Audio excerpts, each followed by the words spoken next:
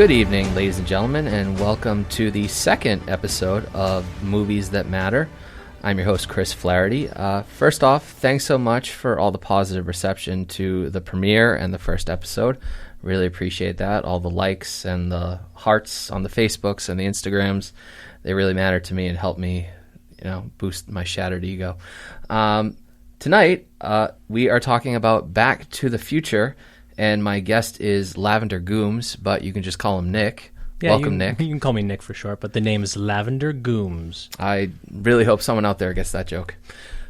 If not, they'll catch on eventually. You'll catch on pretty quick. All right. How you doing, bud? Hanging in there. It's nice. It's a beautiful day. At least it was. It's getting cooler now, but it's the fluctuation between summer and fall that is September. I love it. Yeah. No, it's no air conditioning, except it's 80 degrees in here, but yeah. We got water. We'll be fine. We'll be fine. We might start sounding a little raspy by the end, but we'll see. All right, Nick, we are talking Back to the Future, the 1985 sci-fi fantasy family film from Robert Zemeckis, starring Michael J.Fox, Christopher Lloyd, Leah Thompson, Crispin Glover, Thomas F. Wilson. Did I forget anybody?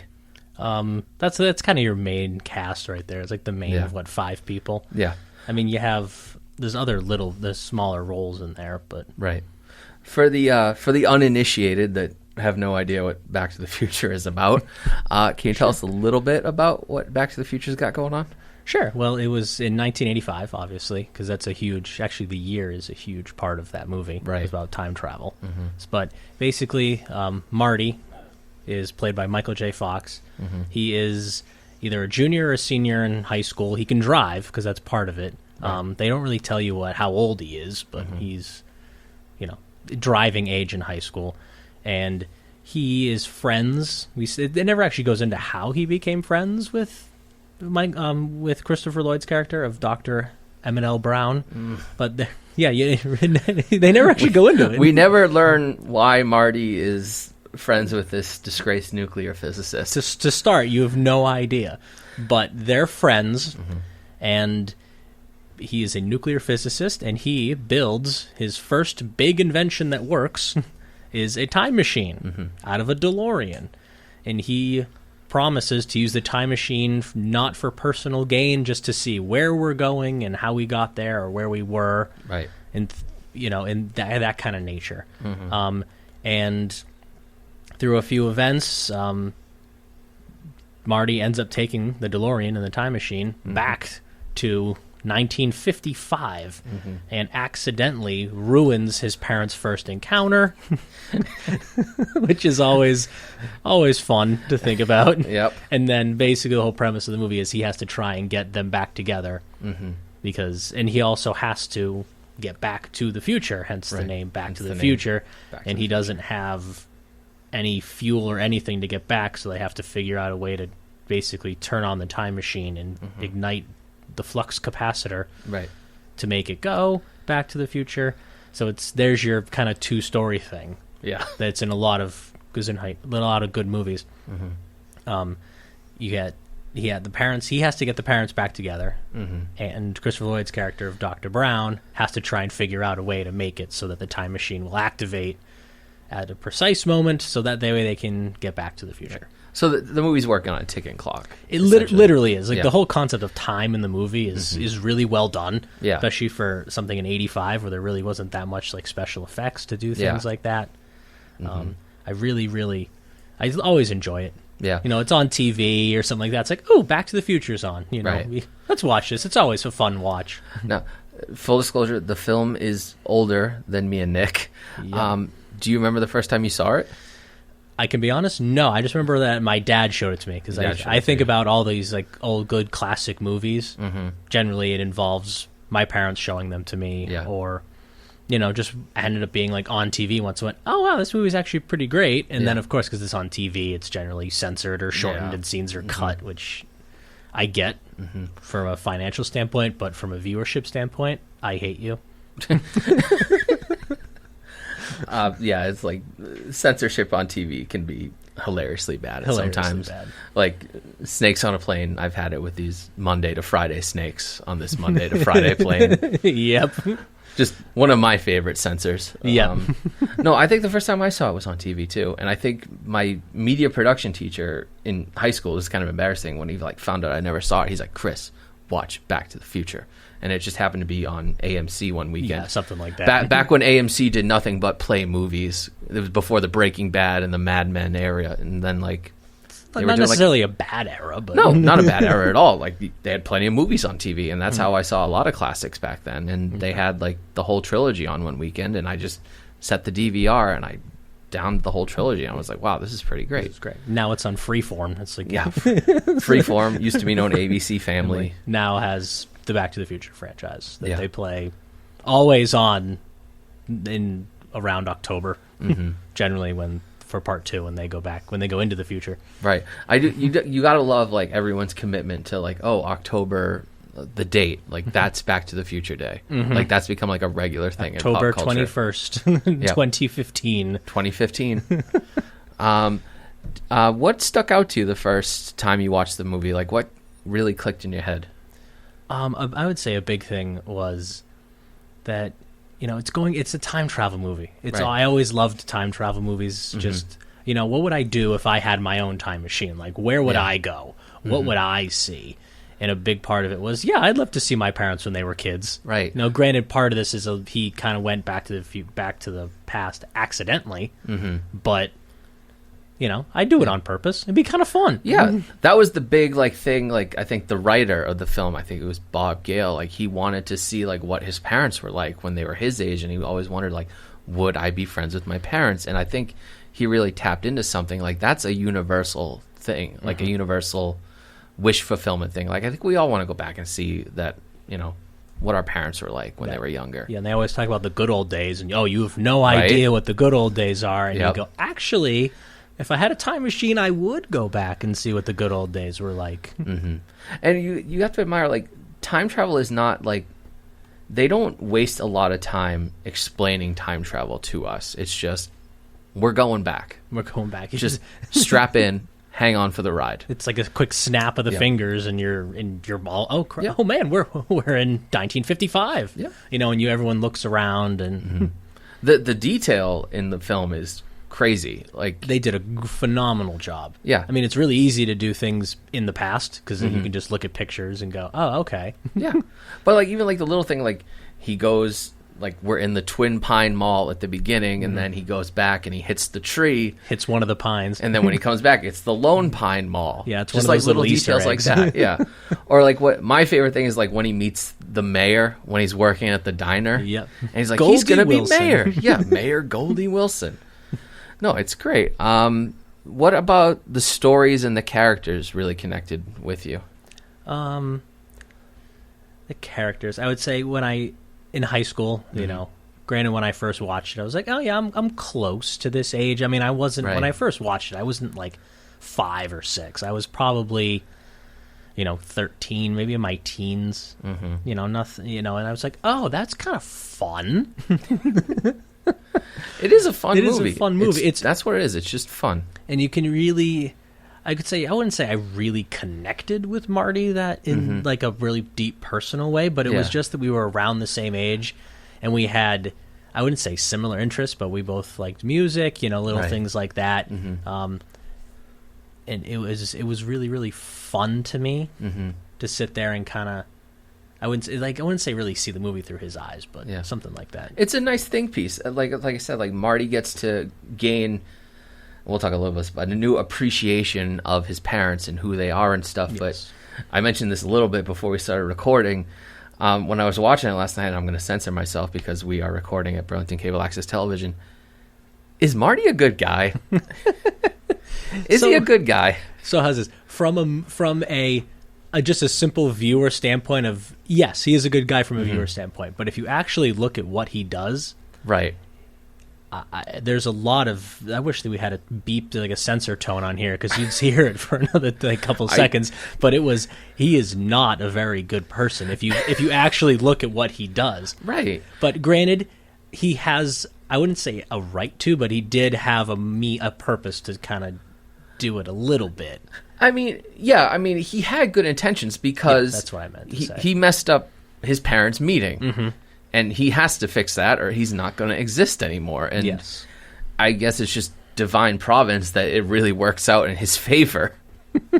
Because spoilers for a movie that came out in 1985, he returns to the future, and everyone's gotten. I had no idea. Everyone's gotten an extreme makeover. Literally, yeah. Like, so we'll go a little bit into his parents. So his parents shouldn't have met. Is that kind of what you're thinking?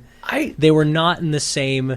He was a big giant nerd. He was a big giant nerd. Especially in 1955 when nowadays like your nerd culture is so huge, and it's back then you were a nerd, you got there's a stigma. It was a bad stigma. You got beaten up at school, you got little things like that. And she was this, I wouldn't say she was popular, but she was very beautiful young woman who had a lot of friends and loved to socialize. I mean, there's a scene in the diner where she's, drinking milkshakes with her friends. Mm-hmm. She was the girl next door. I would say Lorraine. Yeah. Her character was Lorraine. Yeah, Leah Thompson. Leah Thompson's character. Yeah, and they met because of the Florence Nightingale effect? The Florence Nightingale effect. Yeah, because the story is that George McFly, Crispin Glover, Marty's dad.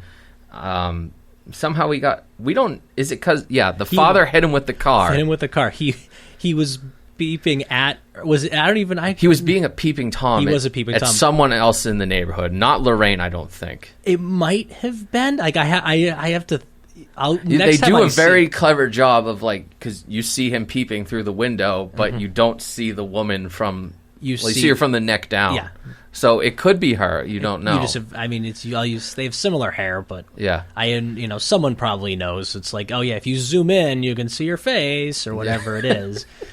So it's probably on Reddit, like, oh, it actually is. That's her, or it's not her, whatever it is. And he falls out of the tree. Yep. And he gets hit. Or he was supposed to get hit by the car. Yeah.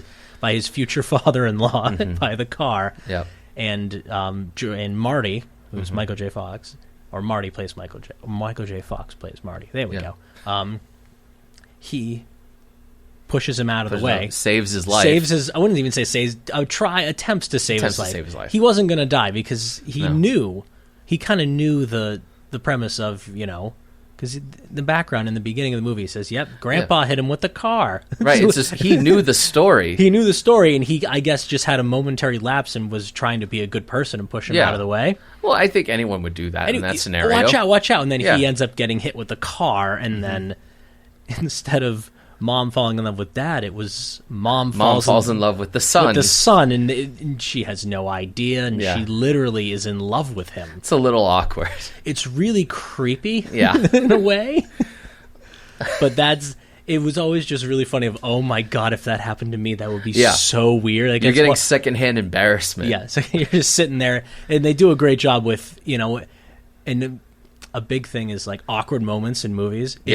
If you, as the viewer, have to turn away because it's so awkward sometimes, they did a great job. And part of it, there were some little scenes that it's like really awkward. They're sitting in the car. Yep. And the mom goes to make a move, and it's like, you're like, nope, don't do it. Oh. You sit there, you cover your eyes and look away. But they do, again, like, it's the performances, it's the writing, it's great. It's all tongue-in-cheek. It really connects with us. I was going to say something like, what kid wouldn't feel like what Marty was feeling in that scenario? Yep, and I would say even the more awkward part is the mother takes his pants off. Oh, it's true, yeah. And she puts him in her hope chest. It's like, oh boy. My God. Like, you think about these little things, and it's like, oh my God, she literally is in love with him. Yeah. And the one thing I never understood was he's in the house with his grandparents. Right. Yet he makes, unless they died before he was born, he didn't actually do anything in the house of, oh my God, you're my grandmother. Yeah, nothing clicks in his head for him. Nothing. And they never go into it. And I was always really weird about that. Like, if either of us bumped into our parents and we're at the house, and it's like, oh my God, those are my grandparents. And you get to see your grandparents when they were parents. And it's like, oh, hello, nope, you're not Grandpa. My favorite is, like, after he leaves the dinner table to go find Doc Brown. The grandfather's like, that kid's an idiot.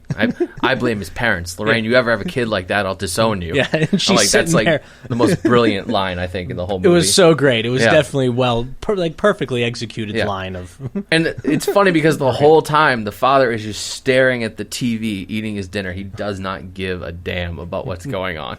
watching Jack. Now we can watch Jackie Gleason while we eat. It's watching The Honeymooners. Things like that. He's like, you have a TV at home? Yeah, I have two. I was like, you must be rich. I mean, now if you think about it, think about how many TVs you got at home. Culture shock. I'm trying to think back to like the house where I grew up. I'm like, we had 1, 2, 3, 4. Like you literally just keep going. Nowadays, it's even more.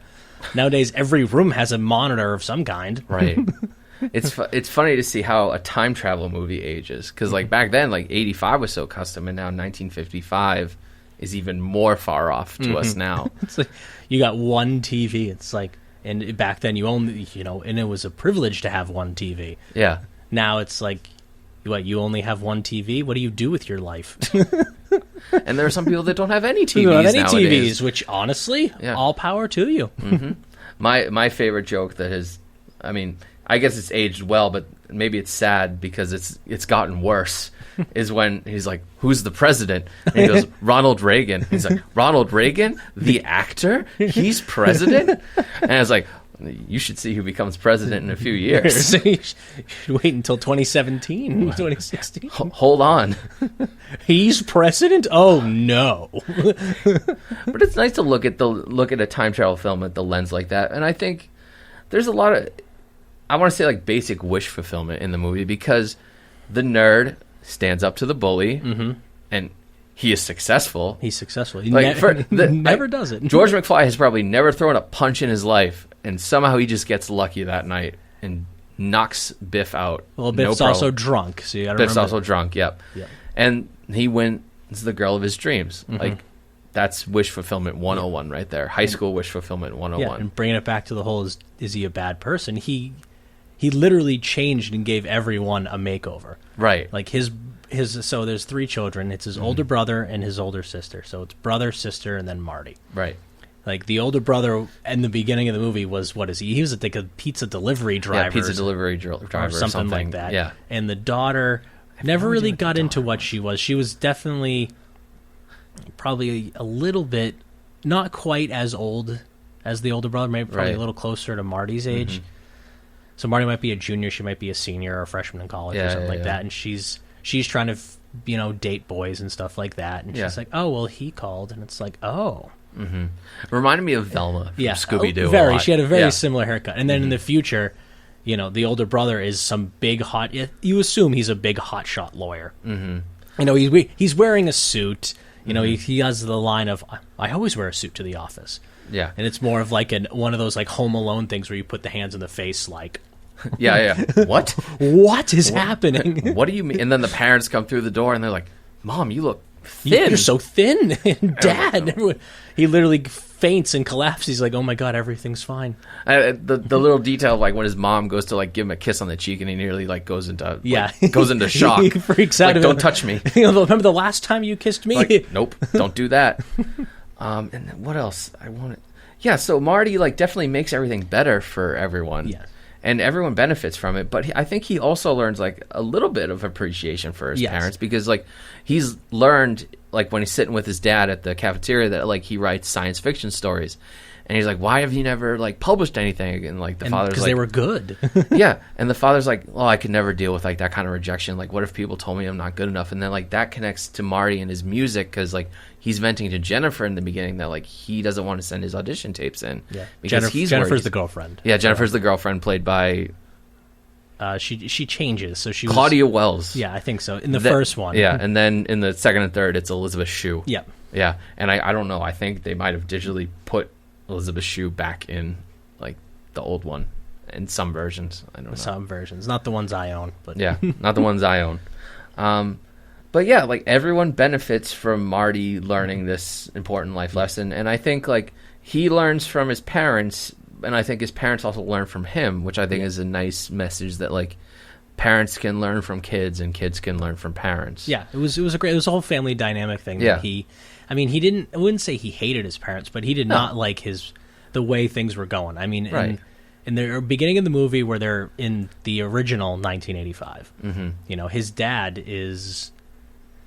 He's still being bullied by Biff. He's still being bullied by Biff, who's the bully in the present and present and the past. Yeah. Who's played by Thomas F. Wilson. Yeah.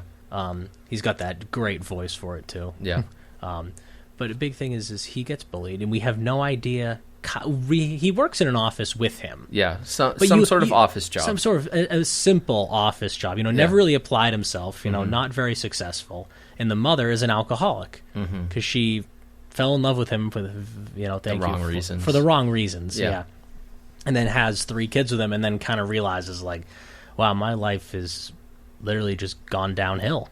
Yeah. And then she keeps drinking and drinking. Yeah. And then they got the brother it's his uncle who's in jail. Right, yeah. Yeah, I forgot, like, eat this cake, kids. He's not coming home He's tonight. not coming home again. Yeah. It's like, no, he didn't make parole again. That's another funny little joke. Like, Marty meets the uncle as a baby in 1955, and he's, like, in the playpen. He's like, get used to these bars, kid. Yeah, get used to these bars, kid. A lot of fun little in-jokes like that. A lot of fun little... Oh, we just leave him in there. He cries whenever we take him out, so we just leave him in there. It's like, oh, well, that makes sense. The Psychology of an Inmate 101. Yeah. But he literally goes into that, and it was really fun. It's a really fun thing to do. It's a great movie, and the more you think about it, like the more layered it is. Really, like it's very simple, but like the more you think about it, like there's a lot going on there. This is something I never realized until last night when I watched it. Like when they're going through the opening sequence, and like you think it's like just showing off Doc Brown's fun little laboratory and stuff. It's all the clocks. Yeah, and I never realized like. The news broadcast on the TV is talking about the stolen plutonium. That's there. Oh, yeah. Yeah, and that's how Doc Brown got the plutonium. And, like, maybe it's just because I haven't watched it in a while, but then, like, Marty leaves and we see a case of plutonium on the floor. The yellow radioactive, right? Like, suitcase, whatever that thing's called. And it's just the little things you got to pay attention to. And the other thing before that was, like, something about, like, this broadcast is brought to you by Sackler Toyota. Yeah. All 1985 Toyotas, so you kind of get the thing of, oh, that's where I am. It's 1985 because the commercial's on. And I guess that company, I think I'm pronouncing it right, Sackler Toyota, whatever it is, it's literally a made-up dealership. And it's in the present, the past, and the future. That's a huge thing. And it was actually kind of cool.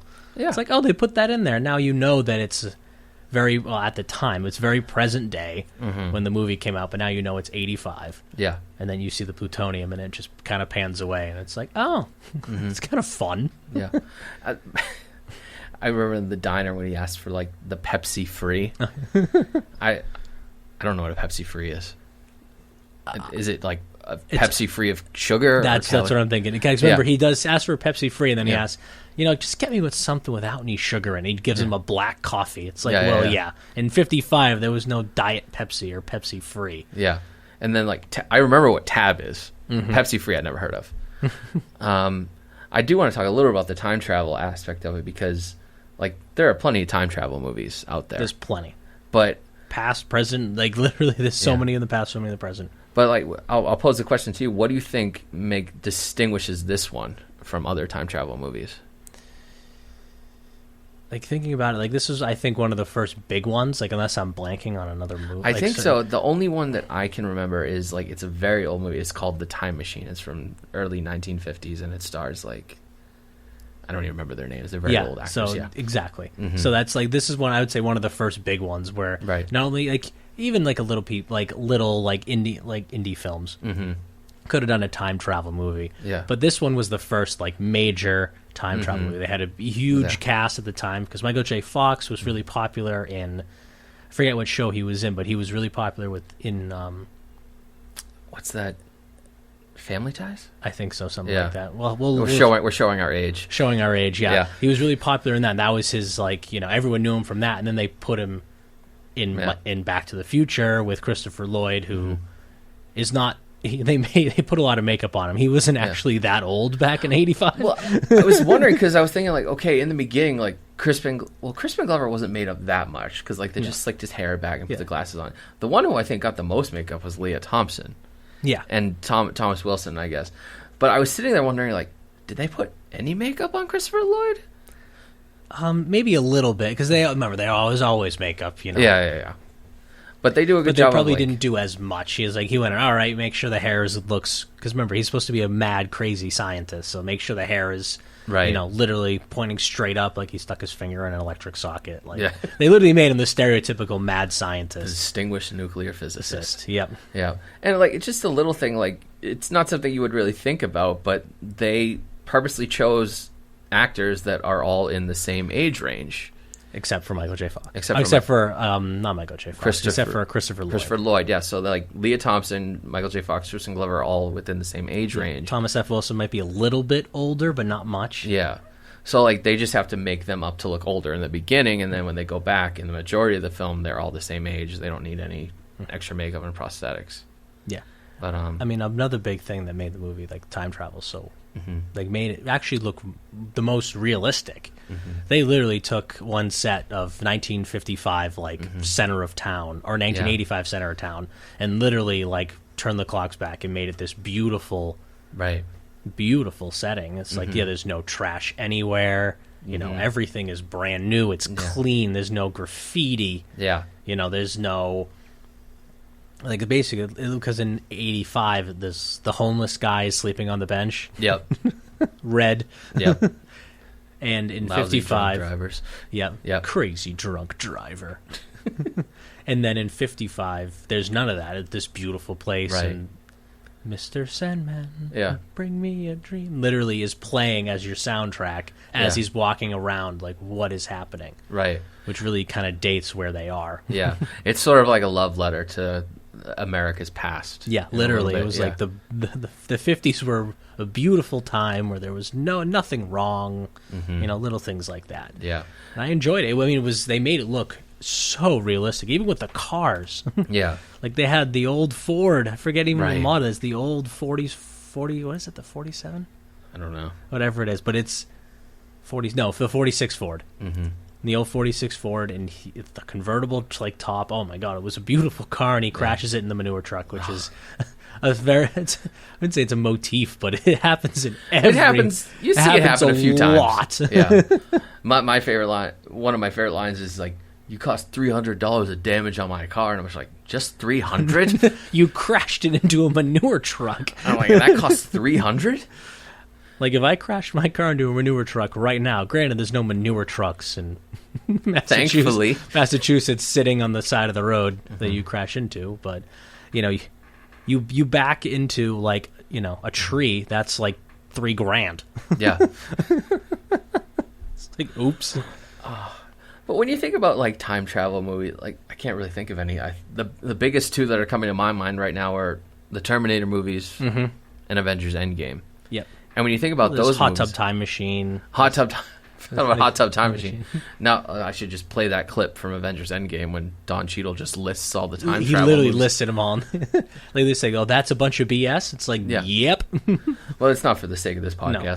But, like, when you think a lot of the big action time travel movies, it's always like the fate of the world is in, like, jeopardy. Yeah. But this is just like, this family might not exist. Yes, this family might not exist. Yeah. Because if he can't get his parents back together, then he disintegrates, he disappears, because he'll literally be erased from existence. Right. And this one, literally, instead of having it be an end of the world like your big blockbuster movies, like your summer things like that, it's all about a family doing this. So it's like, it can be very personal. Yeah. Of like, maybe... Like, maybe what would happen if I interrupted my parents' first meeting? Like, what would be different about them and the world and me, like in the world, if they didn't meet? It's a great think piece, and it's movies like that keep you thinking and putting yourself in those scenarios that will stand the test of time, I think. So both Nick and I, we studied film at Quinnipiac University, and we're major film buffs. And Nick, as I told you before, this whole podcast stemmed from my friend Liz's question in her senior doc, like, what makes a film a classic? And I want to pose that question to you, is like, what do you think makes Back to the Future a classic film? Well, to me, a classic film is something that is memorable. Mm-hmm. You know, you said it in the previous episode of, it doesn't have to be making the most money. It doesn't have to win the most awards. Mm-hmm. You know, it just has to hit the most people. Yeah. A big thing, like in this movie, a huge thing is there's lines in it that are very, you know, I wouldn't say quotable, but if I went up to someone and said, you know, if someone in the cabin, I went, "Great Scott!" Yeah. You know, if you would, a lot of people would know that you're referencing Back to the Future. Yeah. Like whether it's lines, whether it's a scene in the movie, just like other big giant classic movies. It's like, oh, I know that scene. Yeah. And then from there it stems into talking about the movie and little things like that. Mm-hmm. And then another thing of mine is like a soundtrack. Alan Silverstein, I think, is one of the most underappreciated composers in film. Mm-hmm. Yeah, he has all these phenomenal. He scored so many awesome movies. Yeah. Yet he doesn't have, no Oscar. He doesn't have an Oscar. Granted, he is competing with some of the greatest composers right. of our generation. You get John Williams. Yeah. You get I'm blanking on his name. Hans Zimmer. Hans Zimmer, thank you. Hans Zimmer. Like, you got those two. Yeah. Those are like the big two. It was like, yeah, two. Those are the big two. If you see them, they did a score. I'm like, oh, yeah. Maybe I'll wait and listen to it. Yeah. After and hear what it's like. But it's unbelievable. Yeah. Like, this score was really well done. It's not even. It's not like there's a single like theme. Like you think of all the big ones. Yeah. It's like, oh, I know that one. It's just when you're like, oh yeah, that is Back to the Future. Like, yeah. Dun, dun, dun, dun, dun, dun, dun, dun. Stuff like that. Yeah. Like, I know that. Oh, that's Back to the Future, and it was really well done. And then it's also the soundtrack too.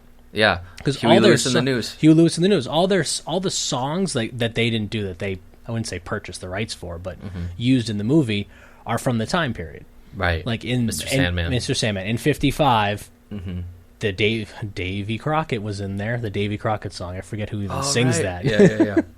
Davy Crockett. Like, that was popular in 55, I guess. I mean, Earth Angel. Earth Angel. Yeah. At the dance. All stuff from 55. Then you get to 85, and it's a little more, it's a lot more rock. Yeah. Because at that time, it was all electric guitar, rock and roll. Yeah. Hey, Chuck, it's your cousin Marvin. Yeah. And Barry. Your kids are going to love it. Your kids are going to love it. And that's also another one of the funny scenes is that. Yeah.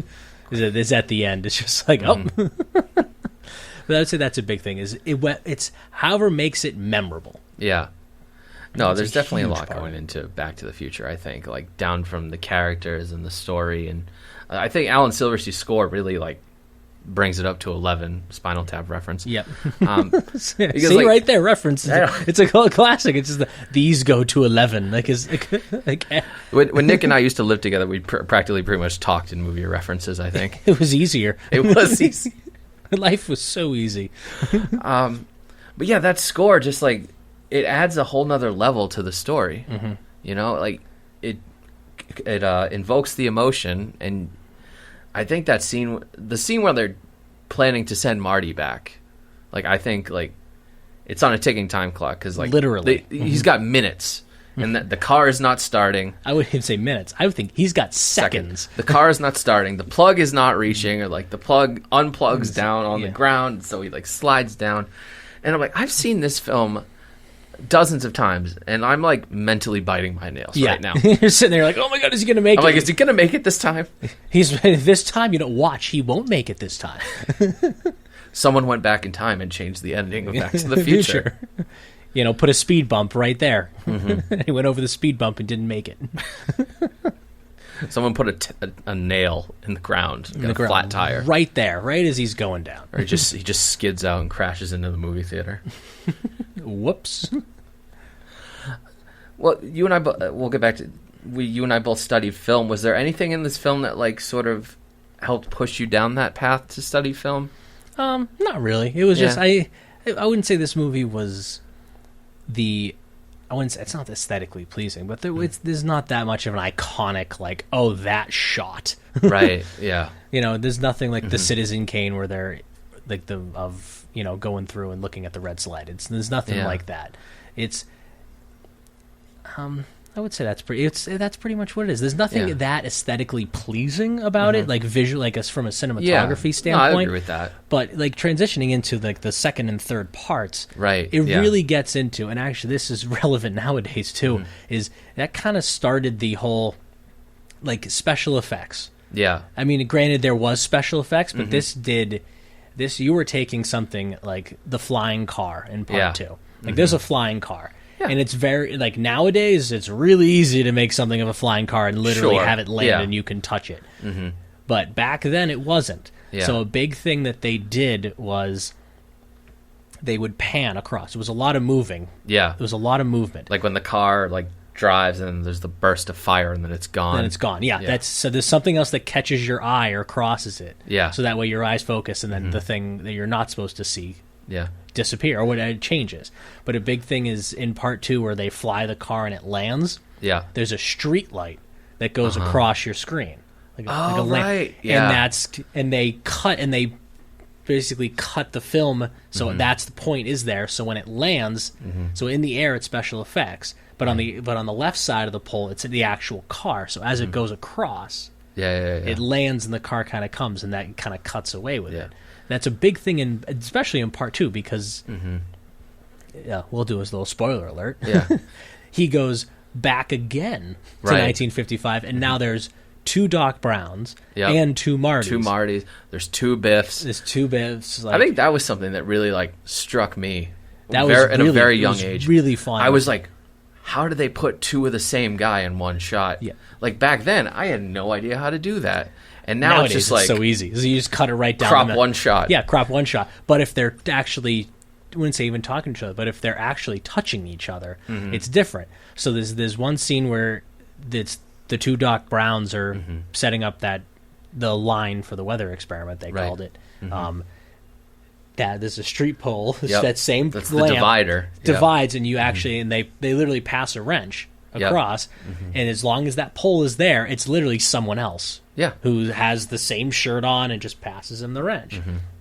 Even in part 3, it's like most of the ones in part 2 are vertical. The one in part 3 is horizontal, where Michael J. Fox, where Marty literally falls down a hill and hits his head on a fence, and then it pans up and you see legs come over, and then it's him again as his great, however many great grandfathers it is.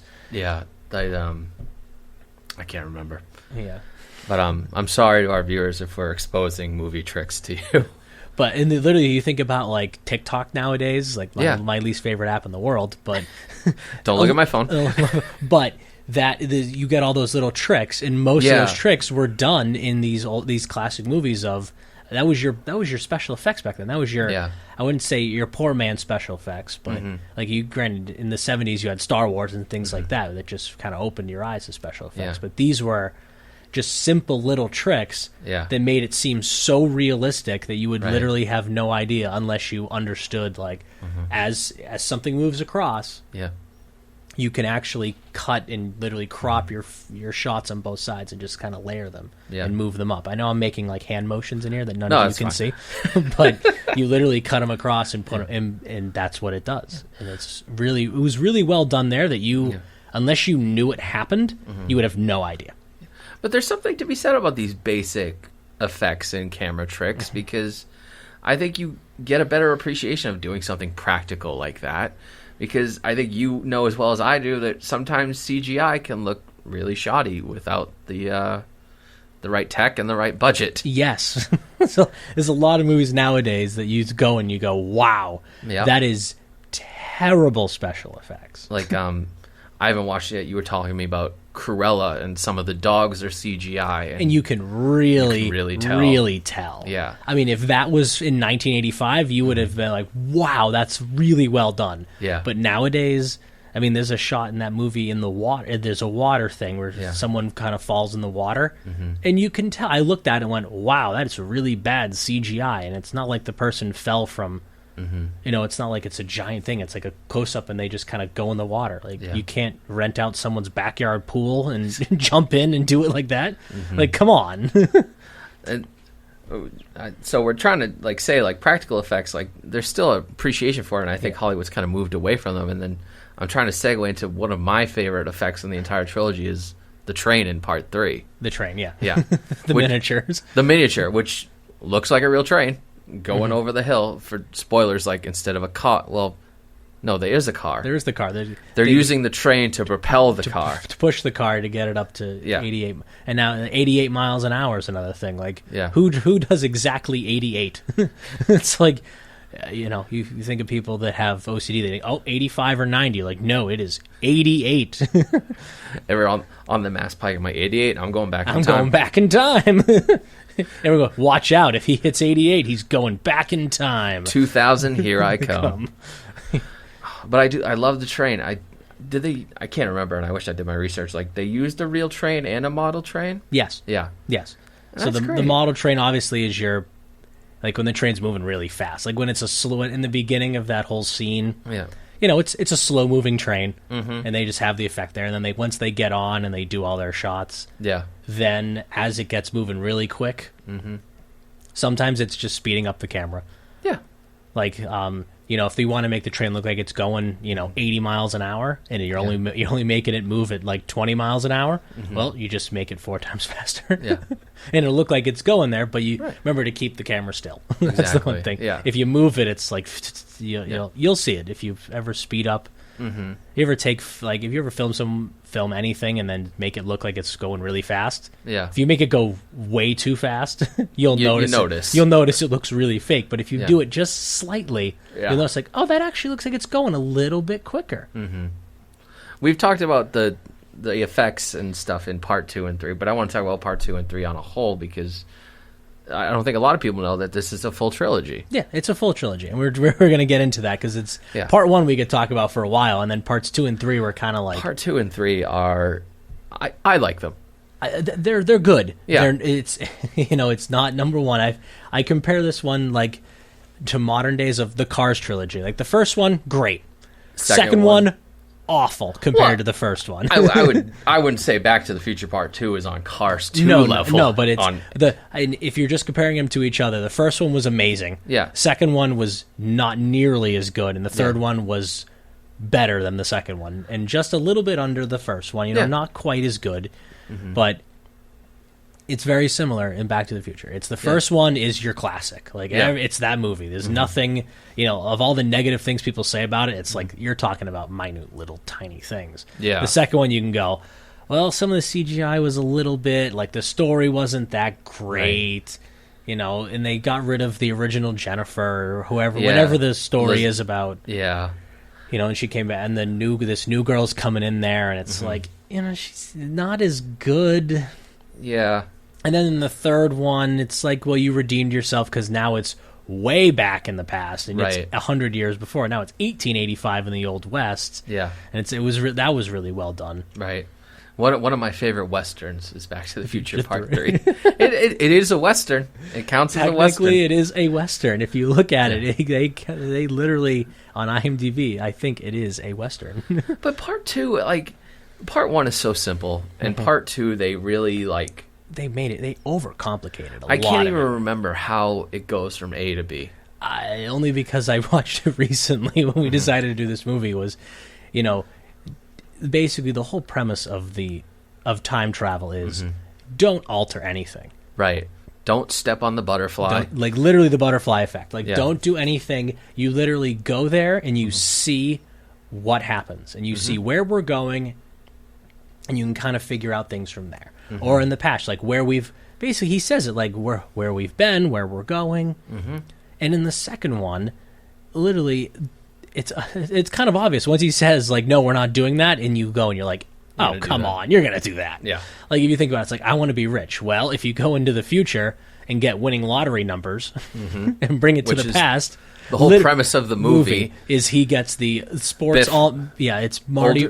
It's Marty. He goes to the store and he buys the sports almanac. The sports almanac after he hears that or sees on like some hologram board that Cubs win the World Series, which is really funny because it's even funnier now. It's even funnier now because they actually did win, and it wasn't in 2015; it was in 2016. It would have been so much. It would have been so much cooler if it actually happened. It would have. Yeah. And he was like, "Wait a minute, what if I bring back sports information and can do it that way? And he buys a sports almanac, which has, I guess, every sporting event from 1950 to 2000. Yeah.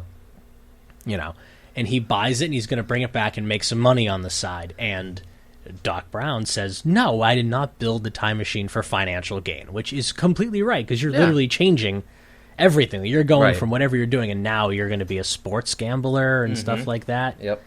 So he literally does it, and then they have to go and because of that whole, there's a whole scene in there where he's trying to get away from another Biff. Yeah, older Biff gets the almanac and gives it to younger Biff. He time travels back. That's another one of those, you see the cut and the two Biffs talking to each other. The two Biffs talking to each other, and you see any line, anything. Like in that scene where they're in the car, in the old 46 Ford, there's two windshield panels. Yeah. That's just the way, and there's a line right there, and you can see it. Yeah. And he gives it to him, and then when they go back to 1985, the 1985 they know is gone. Right. It's now Biff's world. It's Biff's world. You know, he has more money. He literally can print his own money, because all he has to do is just go to any sports, any Vegas or any sports betting, and go, oh, give me $200 million on, the Patriots beating whoever. Yeah. And I think about it nowadays is if you win that many bets, and you're that successful, you got to start placing some, so you got to lose, because Vegas probably won't let you back in. Right. Like they have every right to. Like, you think about it now. Like, if you go and you place 100 bets and you win all of them and you place ridiculous wagers, next time you come in, they're going to go, yeah, you're not coming back. Like, because that's a business. Like, that's he's literally stealing because he knows the future. It's literally cheating. But then it becomes his casino, doesn't it? Yeah, then it becomes his casino, and then he does it, and it's like, well, why? You can't do it at your own casino because you're literally stealing your own money. Right. It's Back to the Future Part 2 is literally Biff's revenge. It's Biff's revenge on getting the crap beat out of him, literally, in the first one. So, and there's two, and then he has to destroy, and then he has to then. Part 3, I think he dies Dr. Brown is supposed to die in the Old West, and then Marty's trying to save him. And then he goes, no, I'm bringing you back. Yeah. After he literally, in a letter that's been around for hundreds of years, or whatever it is. No, it's not hundreds, because it's only 1885 to 1955. Yeah. So it's like, 80 years-ish, we'll call it. He literally gets the letter. It's like, do not come after me. And of course, and that's the first thing in the movie. So what do you think he does? Oh, he goes back and tries to rescue him because he dies. It's like, you got to, of course. One of my favorite jokes in Part 2, even though I don't really watch Part 2, is you see Marty go back again in the first one, and then seconds later, Marty just runs up to Doc Brown. And so from Doc Brown's perspective, he's like, no, wait a minute. And he gets, he's like, I have no idea what happened. And he freaks out. He's like, whoa, I sent you back.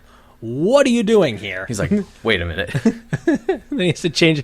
And then he's like, you further spiraled the space-time continuum. Yeah. What are you doing? We have to destroy the time machine because it's literally done worse things. He's like, I invented it for this, and it's only done awful things, so I'm destroying it. Yeah. But somehow Marty still has to get back. He still has to get back. It's not even 100 years. And the one problem is he gets there and there's no gas. It's like, oh, we'll just put gas in it. And it's like, there's no gas. No gas in the Old West. There's no gas in the Old West in 1885. Right. Granted, we would know where it is, but we can't refine it. He has a giant contraption to make an ice cube. Yeah. And the ice cube is this dingy brown color because that's the water they have. Oh, man. Now I got to watch Part 2 and Part 3. Yeah. I only watched Part 1 to prep for this. Remember, they filmed 2 and 3 together. Back to back, yeah. Yeah. They literally filmed it all at once because it literally takes place in the same... It's not really the same time, but it literally just keeps going. So they just film the whole thing because they're all supposed to be the same age. Yeah. Because back then movies took a while, with effects like that. They took a lot longer to complete. Mm-hmm. And I remember Part 2 ended with sort of a trailer for Part 3. It did. Which I think is completely unheard of these days. Yeah. There was no way Infinity War would end with a trailer for Endgame. No. They would keep us on the hook for a year. Yeah, because they and it was mean. It was mean, yes. But back then, they had the trailer at the end. Yeah. And literally, this is a big thing of memorable is to be concluded. Yeah. Mm-hmm. Or to be continued, whatever it was. And that's the big thing. It's like, oh. Yeah. Like, to be concluded, it was the big... Right. Like, part 3 is it. There's no more. Like, that's the end of Back to the Future, because in the end of the third one, they destroy the time machine and it's done. But even to this day, people still want a part 4. No. It's like one of those movies that like people still fantasize about, but we're never going to get. I don't want it. I don't want it either. I don't see where it would go. It's Hollywood now is they've literally run out of ideas, so now they're bringing back all these movies. Well, the thing is, like revivals. Like, the best movies are ones that don't. Like, you think about other classics. Like, it was one and done. Go out on a high note. Go out on a high note, like, literally. And what could you show us? Because you've kind of already showed us everything. Oh, I know. It was ridiculous, but... What else could you add to this story? I don't know. Like, it ended so, I wouldn't say perfectly, but it ended and everyone's happy and everything's back to the way it needs to be. Nicely. You literally put a bow on it, and now you want to... And Marty is kind of a better person by the end of it. He is. Because I think, for those that don't know, in part 2, we learned like a big car accident sort of set Marty down this trajectory of like kind of being like a bum in the future. There's a big thing, actually, in the whole trilogy of he does not like to be called a chicken. Yeah, he's a hothead. He's a hothead. He's a really big hothead in the beginning. Yeah. And then as the movies progress, he literally becomes less and less and realizes, like, I can't be a hothead that's just going to I'm just going to send my life on this really bad path. Yeah. And then at the end, he literally decides not to do something. He's like, oh, I don't care. Yeah.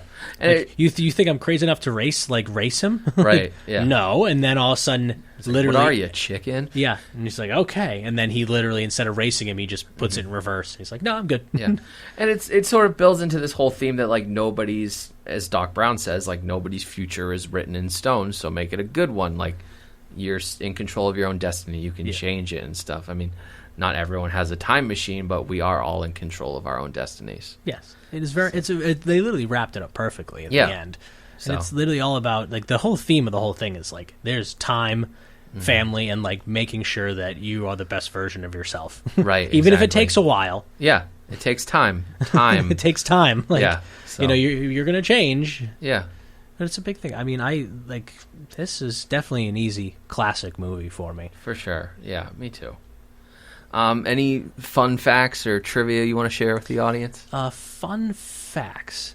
I mean, I really hit on most of them before, but I mean, a big thing is we've dealt out a lot of fun facts. We've probably left out a ton, but I mean, I know Netflix just released like movies, something like literally a show that's very similar to this of like just certain. It's called Movies That Made Us. Well, don't plug that here. No, but how dare you?